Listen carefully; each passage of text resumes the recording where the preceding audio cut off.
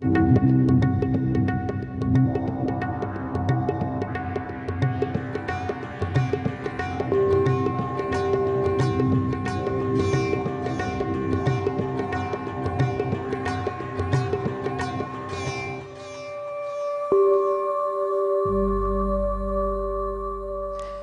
à toutes, bonjour à tous et merci de nous retrouver sur le plateau de Sagesse bouddhiste.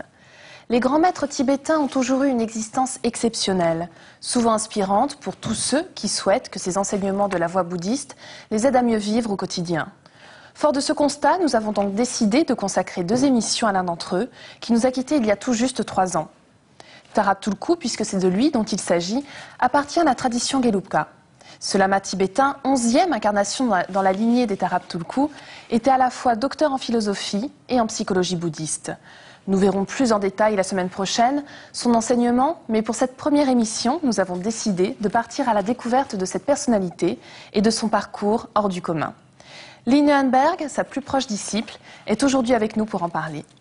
Lee Neuenberg, bonjour. Vous avez été une très proche collaboratrice de Tarab Tulku Rinpoche.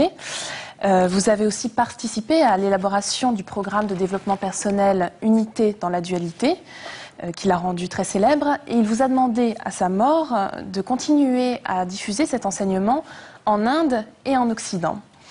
Alors, il est difficile de commencer à vouloir parler de l'existence de Tarab Tulku Rinpoche sans évoquer les premiers signes qui se manifestent dès sa naissance, des signes d'ailleurs assez étranges. Est-ce que vous pouvez nous en dire plus ?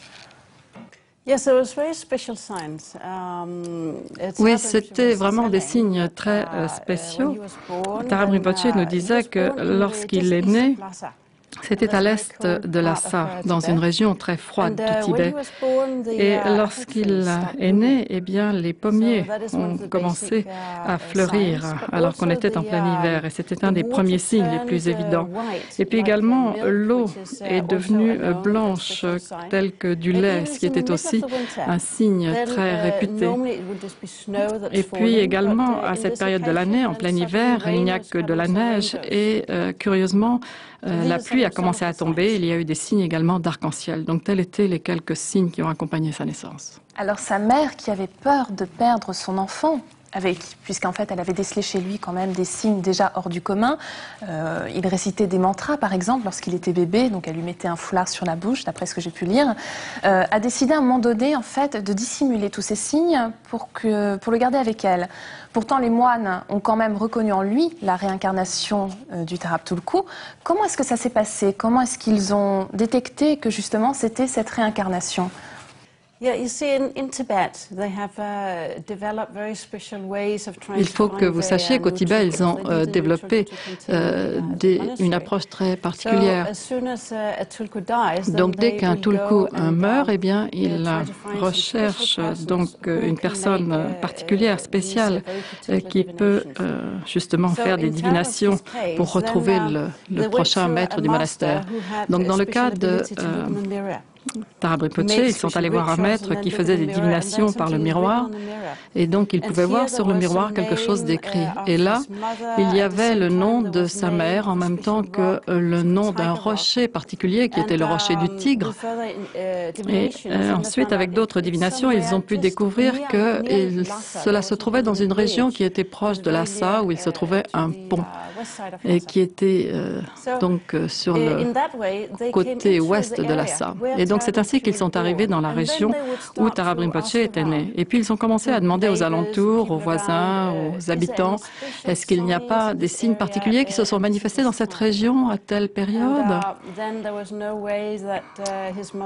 Et donc à ce moment-là, eh bien, sa mère ne pouvait plus prétendre, elle ne pouvait plus faire semblant parce que les voisins, eux, savaient et ont raconté. Et c'est de cette façon qu'ils sont arrivés jusqu'à la maison.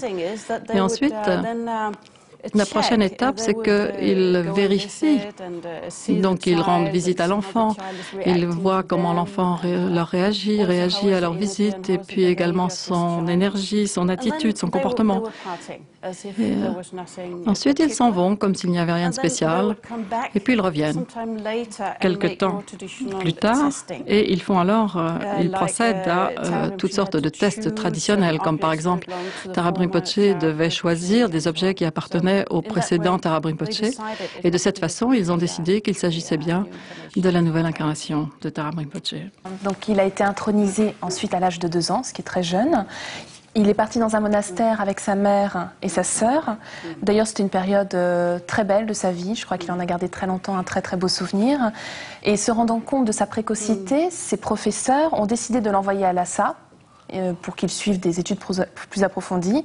Il a alors tout juste 6 ans. Et c'est vrai qu'on imagine plus un enfant de 6 ans en train de s'amuser, en train de jouer, que d'apprendre des textes tibétains, par exemple. Comment est-ce qu'il a vécu cette rupture? Ça n'a pas dû être très facile pour lui. Non, il aimait beaucoup, effectivement, se trouver dans la région du Gompo où se trouvait son monastère. Déjà parce que c'est une région subtropicale du Tibet où il y a beaucoup d'arbres et de fruitiers et un climat très clément, très agréable. Et puis également, les premières années, il a pu se trouver là avec sa mère et sa sœur qui l'emmenaient dans les champs, qui jouaient avec lui, et il adorait être dans la nature. Alors que plus tard, il a eu un planning très difficile, très tendu, et il n'avait plus aucun moment qui lui était réservé pour le jeu, et plus personne l'emmenait, et même lorsqu'il demandait à aller se promener dans un endroit ou un autre, on lui répondait que c'était très difficile parce que cela impliquait en fait toutes sortes d'organisations du fait qu'il était un lama. Et ça lui était très difficile donc de sortir du monastère avant qu'il ne quitte le monastère pour effectivement se rendre à Lhasa. Et il décide lui-même de choisir son professeur. Comment est-ce qu'il l'a choisi? Qu'est-ce qui s'est passé? Et alors, c'est la drangue de son monastère qui donc avait décidé qui devait être son maître. Il avait déjà son maître préposé, donc ce n'est pas qu'il n'en était pas satisfait, mais en fait, il avait choisi un autre maître en parallèle et c'était celui qu'il avait décidé d'avoir. Alors, il faut préciser quand même que ce maître était très spécialisé dans le yoga du rêve, qui est quelque chose de très important pour le bouddhisme tibétain, et qu'il avait lui-même décelé certaines aptitudes chez Tarab Tulku pour pratiquer le yoga du rêve. Donc sur ce point-là, ils s'entendaient tous les deux très très bien. Et d'ailleurs, Tarab Tulku pratiquera le yoga du rêve pendant très longtemps. C'est ce qui va l'aider pour ses recherches plus tard. Alors on arrive à 13 ans. Donc Tarab Tulku entre dans l'adolescence, il commence à enseigner et il obtient à 24 ans le diplôme le plus élevé, celui de Geshe Larampa. Mais en 1959, invasion de la Chine, il doit fuir, comme beaucoup de maîtres tibétains, son pays, donc le Tibet. Dans quelles circonstances? Comment est-ce que ça s'est passé? Oui, en 59, juste après que Sa Sainteté le Dalai Lama soit parti, eh bien, Tarab Rinpoche a dû fuir également. Et très rapidement, du fait qu'il est un lama, il a été responsable de tout un groupe, parce que de nombreuses personnes, justement, lui demandaient conseil, demandaient par où partir et quel chemin prendre. Et en fait, Tarab Rinpoche n'avait jamais voyagé, donc il ne savait pas quelle était la route pour aller au Népal ou au Bhoutan ou quoi que ce soit. Donc il lui a vraiment fallu suivre sa propre intuition. Mais il a eu beaucoup de chance, ou peut-être est-ce qu'on peut dire qu'il avait ses capacités très spéciales à utiliser son intuition, parce que lorsqu'il a traversé les montagnes, eh bien, il se trouve que le groupe qui le précédait, aussi bien que le groupe qui le suivait, ont été capturés par les Chinois. Mais il a vraiment eu la chance de choisir le bon chemin au bon moment. Et en fait, il a choisi à chaque fois des petits chemins très escarpés, très dangereux, mais qui leur a permis de fuir. Il arrive donc en Inde, dans un camp de réfugiés, où il va rester pendant 2 ans. Et à un moment donné, il accepte enfin l'invitation du prince du Danemark, où il se rend. C'est là-bas qu'il va étudier, et c'est aussi là-bas qu'il va élaborer ce qui va le rendre célèbre, son programme d'unité dans la dualité. Alors on va y revenir plus longuement la semaine prochaine, mais est-ce que vous pourriez déjà nous donner quelques pistes pour qu'on essaye de comprendre ce que c'était? Quel était ce programme? Donc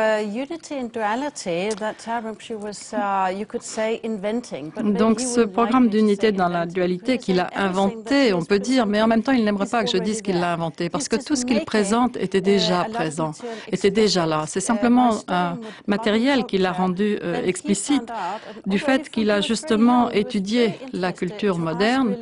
Et il est vrai que depuis sa jeunesse, il cherchait vraiment à comprendre les choses. Il demandait pourquoi. Et il essayait de voir de façon sous-jacente tout ce qui sous-tendait la pratique et la compréhension bouddhiste en Occident. Mais il a souhaité revenir ensuite. Alors ce programme Unité dans la dualité lui a aussi permis de rencontrer le Dalai Lama, puisqu'il a organisé à Munich en 2002 une grande conférence interdisciplinaire. Cette rencontre était d'ailleurs une rencontre très forte, très belle. Et vous étiez aux côtés de Tarab Tulku Rinpoché lorsque celui-ci est décédé en septembre 2004. J'aimerais que vous me racontiez un petit peu, si vous pouvez, ces derniers instants, qui doivent être très spéciaux, comme au moment de chaque départ de chaque grand maître tibétain. Comment avez-vous ressenti ce départ? Oui, le départ de Tarab Rinpoché était quelque chose de très spécial. Et bien sûr, lorsque l'on est proche d'une personne qui est en train de mourir, il y a quelque chose de très triste. Et dès qu'il a été sûr qu'il allait mourir, eh bien, à ce moment-là, je ne pouvais pas vraiment faire face à cette nouvelle. Je ne pouvais pas imaginer qu'il puisse mourir avant moi. Mais au fur et à mesure que les choses empiraient et que l'on s'est trouvé effectivement à l'hôpital au moment où j'ai dû lui dire « Maintenant, les médecins disent que tu vas perdre ta conscience très bientôt », il a demandé alors à ce qu'on l'aide de façon à pouvoir se mettre en position assise, en position de méditation, qui est la façon traditionnelle pour un maître tibétain de mourir. Et donc je savais déjà que Tarab Rinpoché n'éprouvait aucune tristesse par rapport à la mort, que pour lui c'était vraiment une grande opportunité qu'il voulait utiliser au maximum de façon à pénétrer profondément dans un état très profond de méditation, qui est cette méditation très spéciale à laquelle les yogis tibétains s'entraînent, de façon à rester conscient pendant tout le processus de mort. Donc je savais que Tarab Rinpoché souhaitait faire ainsi. Mais malgré tout, du fait que j'ai été élevée en Occident, il y avait, malgré tous les enseignements que j'ai pu recevoir, il y avait tout de même une réticence et je me disais, mon maître va me quitter. Et évidemment, j'en ai ressenti une émotion à un moment donné. Mais j'ai pu rester vraiment dans l'énergie très forte de Rinpoché jusqu'au moment où il a eu son dernier souffle. Et à ce moment-là, ça a été difficile. Parce que, effectivement, je lui tenais la main et j'ai dû laisser glisser ma main, enlever ma main juste au moment où il a arrêté de respirer. Donc ça a été un moment difficile pour moi. Mais en même temps, je savais de tous ces enseignements que c'était également une opportunité qui m'était donnée de joindre cette énergie dans laquelle il était alors qu'il rentrait, qu'il pénétrait dans cette méditation profonde. Et alors, effectivement, son énergie est devenue de plus en plus profonde et de plus en plus radieuse, rayonnant de plus en plus. À ce moment même, vous pouvez réaliser que la mort n'est pas la mort, mais que peut-être est-ce que la mort est vraiment encore plus vivante que le moment qui précède. Et vraiment avec un ressenti extrêmement fort. Et c'est aussi donc à ce moment-là que Tarab Tulku Rinpoché vous a demandé de prendre sa succession. C'est ce que nous verrons d'ailleurs dans l'émission de la semaine prochaine. Je vous remercie infiniment, Line Hanberg, d'avoir été avec nous aujourd'hui, de nous avoir permis de mieux découvrir la personnalité, le parcours hors du commun de Tarab Tulku Rinpoché. Et si vous souhaitez en savoir plus, voici quelques livres. Pour une psychologie de l'éveil de John Welwood, publié aux éditions de la Table Ronde. Un ouvrage intéressant pour comprendre comment spiritualité et psychologie peuvent se compléter et agir en synergie pour permettre de mieux s'accomplir. Méditation et psychothérapie dans la collection Question 2 de Shelva Michel. Vous pourrez y retrouver différents textes de psychiatres, psychologues et spécialistes de la méditation pour vous aider à allier santé et réalisation intérieure. Et La fin de la souffrance de Pankaj Mishra dans la collection Point Sagesse, une véritable plongée historique, philosophique et spirituelle autour de la personne du Bouddha. Et vous pouvez retrouver notre émission pendant une semaine sur le site de France 2. Il vous suffira de cliquer sur la rubrique Les chemins de la foi. Merci à tous de nous avoir suivis. Je vous souhaite une excellente journée et une très belle semaine. On se retrouve dimanche prochain pour la seconde émission consacrée au grand maître tibétain Tarab Tulku Rinpoché.